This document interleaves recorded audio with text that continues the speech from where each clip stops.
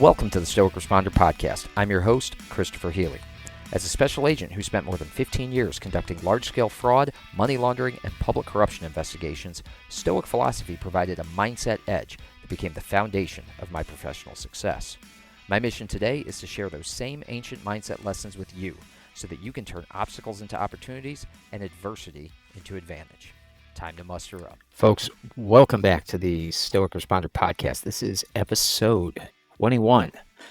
The title is A Terminal Condition.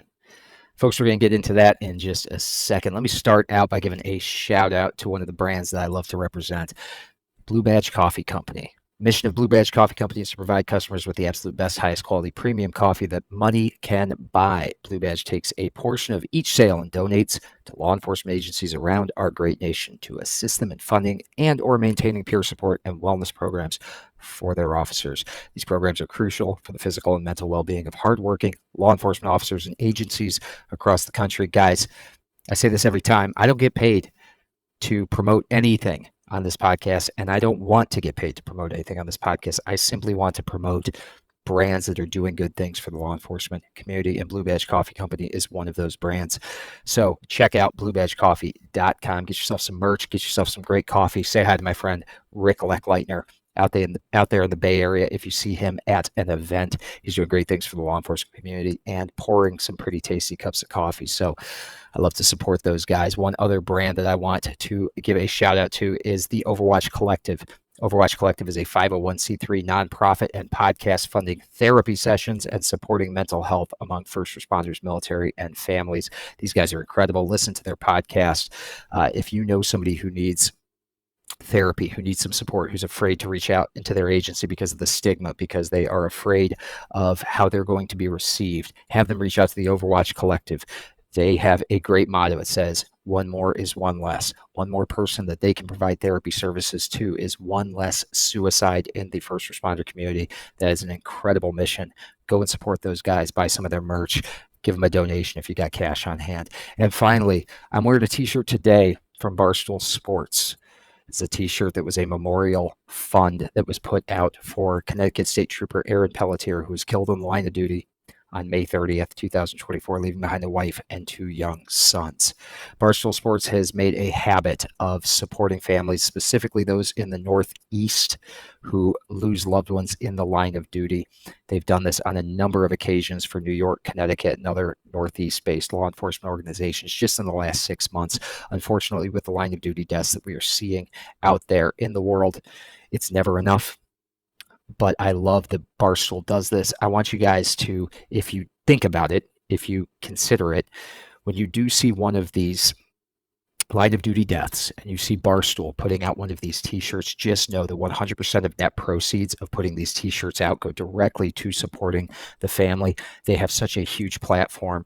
They put these charities out there and they support a ton of people by doing this. So if you have the opportunity to support their efforts to help people who are left behind following a line of duty death, I would highly, highly encourage you to do so. Like I said, this one is the t-shirt that they put out for Connecticut State Trooper Aaron Pelletier.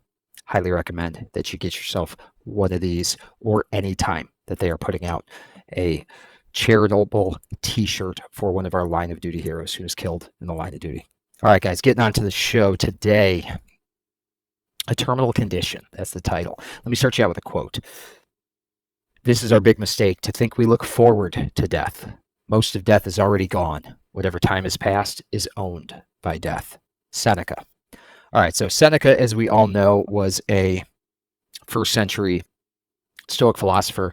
He was an advisor to Nero, the emperor, who was kind of started out okay, but really became kind of just the bad example of the guy who let the office and the power of the office go to his head.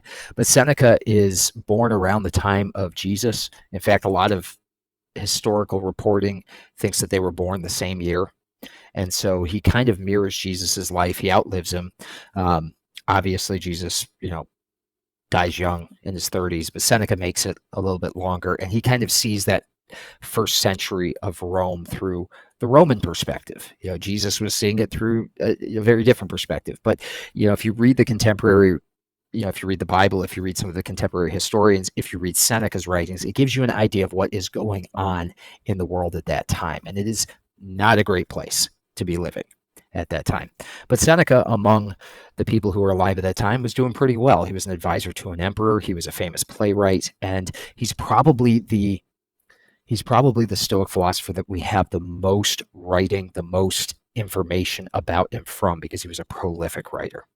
And he wrote a series of letters, a series of treatises on different topics, on anger, on the shortness of life, which is what we're talking about today. Now, according to Seneca, a fundamental error that we all make is assuming that death is something in the future. And he contends that it isn't. Death is happening actually right now in this very moment. As the seconds tick off the clock, never to be lived again, we are losing our lives. In fact, you could say that the only cause of death is being born, because we're all born with a terminal condition. None of us are going to live forever.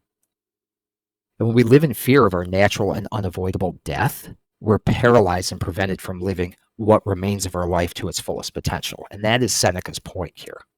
You see, Seneca reminds us that a life lived in constant fear of death is only half-lived. It's devoid of the boldness and the vitality that define the true human existence. There are other times when Seneca says, and we'll get into this quote on another episode, but he says it is not that life is short, it is that we waste so much of it. We dither away our lives. We give so much of it away to things that don't matter, to things that we can't ever get back. We're afraid to say no to things that we don't care about. We say yes to everything. We give away our most precious resource, which is our time, because we don't frame our lives correctly. We don't think about it in terms of right now at this very moment, I am dying. Right now at this very moment, life is slipping through my fingers. Death is constant. It is happening every moment of every day to us. So in order to live fully, we have to embrace what flees. We have to seize what flees. We have to embrace life's challenges and uncertainties with a courage and a resilience. We have to pursue our passions and our dreams and our aspirations boldly, without hesitation or reservation. How many of you are sitting in law enforcement careers right now thinking about, well, I'll work here another year, another 2 years, another 3 years, just add a couple more dollars to my pension, instead of pursuing a dream, instead of pursuing something you've always wanted to do, instead of cashing out, taking your retirement, and starting fresh and living boldly. Instead, you're going to die on the clock. Maybe not all at once, maybe not in the line of duty, but in the course of a 20-year career, little by little by little, giving your time away, your most precious resource, to people who do not respect it or care for it. Now, that isn't to say that we should all throw our hands up and say, we can't do this. We got to leave this job. This job is important. What we do is important. Who we serve is important. There is honor and valor in that. But to live in fear of the future, to be afraid to leave when it is time to leave, to be afraid to retire, to stay beyond the point where we should, that is what we need to avoid. We need to pursue our passions, our dreams, our aspirations without hesitation, without reservation. We need to face our fears head on. We need to acknowledge their presence, but refuse to let them dictate our actions or define our destiny. That's what happens to so many of us. We allow that fear of the future to dictate our destiny, to keep us planted, to keep our feet where they are right now, to not move forward because of fear of what might happen. We sell our lives away cheaply when we do that. See, it is only by confronting our mortality and accepting the inevitability of death, the fact that it is happening right now. I am dying right now. You are dying right now. It is only when we accept that inevitability that we can truly appreciate the preciousness and the fleetingness of this life. Rather than allowing fear to hold us back, we should seize each moment as an opportunity to make a meaningful impact in this life. We should seize each moment as an opportunity to pursue our goals with determination. We should seize each moment as an opportunity to cultivate better, stronger relationships and experiences that enrich our lives and the lives of others. Now, as a first responder, you enrich the lives of others every single day. And that is absolutely true.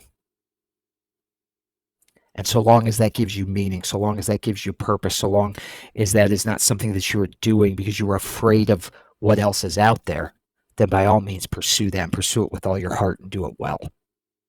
But the moment you find yourself sitting in this desk, sitting at this job, going through the motions, refusing to look at yourself in the mirror, refusing to recognize your passions, your dreams, your aspirations, refusing to pursue them without hesitation or reservation, that is the second that it's time to go, because you are dying at your desk, little by little, and you are leaving less and less time on the board to make a meaningful impact and pursue those things with determination that you truly, passionately want to pursue. There are so many people who reach the end of their lives with regret. They reach the end of their lives with regret, thinking, what could I have done? What should I have done? What I wish I had done? What's in my bucket list? I'm 44 years old. I'm on the downward slope at this point of the actuarial tables, right? I have less life from a statistical standpoint remaining than I've already lived. I have to think about that every day. I have to confront that every day so that when I hit the end of my life, when I am there, whether it is tomorrow or whether it is far down the road, I don't feel that regret that I let the preciousness slide through my fingers like grains of sand, that I didn't confront my mortality as it was happening, because it is happening now. And I don't want y'all to look at this as a sad thing. It is a natural thing. We all meet the end one way or another. We all have this terminal condition called life. But we need to reframe what we think about it, because we always think of death as this thing that we look forward to in the future, that someday down the road will I peacefully die in my sleep, an old man, many, many, many years removed, that I will be ready to go because I will have accomplished all the things I wanted to. But we need to reframe that, because that is our big mistake, as Seneca says. Most of death is already gone. 44 years of my life are gone. They're owned by death. Whatever time in your life has passed is owned by death as well. So take what remains and live it well, starting today.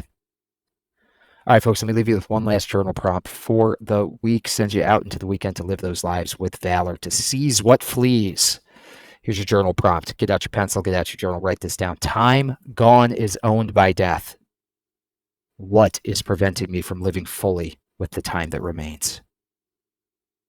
Ask that question, answer it honestly. What is preventing you from living fully with the time that remains?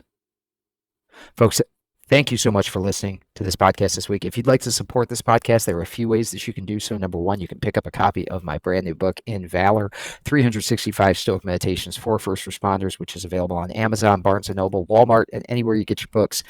It's available on Kindle or Nook for instant download, or you can get the paperback edition. You can take some notes, you can highlight it. You can go back and reread it as many times as you want.